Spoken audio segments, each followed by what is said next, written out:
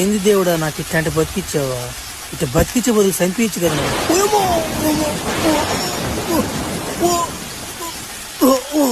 ఏమో ఏమో మెరుపులు పడిపోయినా మీద నాయన ఏందిగా ఏమో ఏమో అయిపోయింది నాక తలక దిగేస్తున్నా ఒళ్ళు నెత్తి వచ్చేస్తుంది కింద లేచిపోతుంది నాయన తొందరగా వెళ్ళిపోవాలి రెండించా ఏమో తొందరగా డాక్టర్ కాడ చూపించుకోకపోయి కాలు కూడా నలిపింది.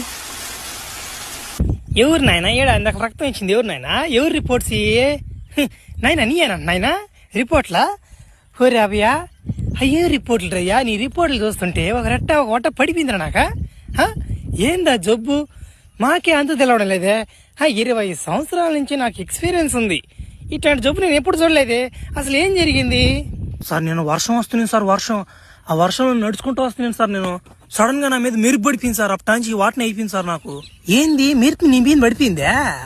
మెరుపు నీ మీద పడినా కానీ బతికే ఉన్నాను ఇంకా.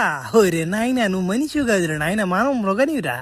సరే నీకు వచ్చిన జబ్బు ఏంటంటే పేరు లేదు, దానికి పేరు ఇంకా పెట్టలేదు అని చెప్తాను. నువ్వు ఏం లే మా కన్నా కొంచెం స్పీడ్గా ఉంటావు మనిషివి. నువ్వు కానీ తలుసుకుంటే మా కంటికి కనపడకుండా వెళ్ళిపోతావు అట్లాంటిది.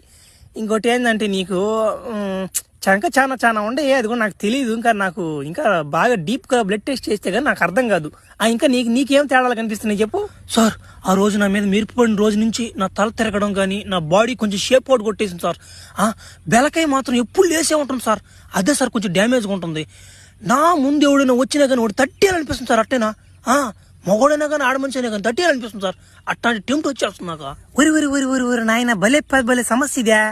నీ కాడ కొంచెం జాగ్రత్తగా ఉండాలి. నేను కూడా నాయన నన్ను కానీ తట్టి ఒకసారి నేను డాక్టర్ నాయన. సరే బెలకాయ కూడా 6 నెలలు అందులో ఉంటుంది 24 గంటల. ఓరే నాయన ఇదేం జబ్బు ఇదే.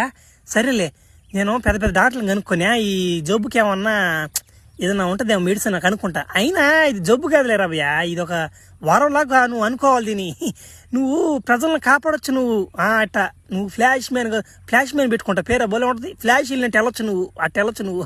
సరేనా?